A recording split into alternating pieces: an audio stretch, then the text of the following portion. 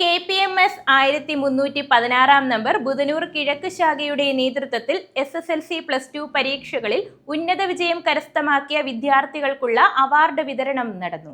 SSLC+2 പരീക്ഷകളിൽ എല്ലാ വിഷയങ്ങൾക്കും A+ നേടി സ്കൂൾ ടോപ്പറായ അഞ്ജന അരവിന്ദ്, നിവേദ്യ പ്രദീപ് എന്നിവരെയാണ് KPMS 1316 നമ്പർ ബുധനൂർ കിഴക്ക് ശാഖയുടെ നേതൃത്വത്തിൽ അവാർഡുകൾ നൽകി അനുമോദിച്ചത്.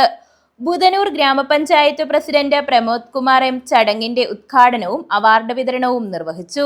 ബുധനൂർ ഗ്രാമപഞ്ചായത്ത് വിദ്യാഭ്യാസ standing committee chairperson Suji Sundaresan ചടങ്ങിൽ മുഖ്യപ്രഭാഷണം നടത്തി. ശാഖാ പ്രസിഡന്റ് സുശീല T അധ്യക്ഷത വഹിച്ച ചടങ്ങിൽ ശാഖാ സെക്രട്ടറി TR ഷിജു സ്വാഗതം ആശംസിച്ചു.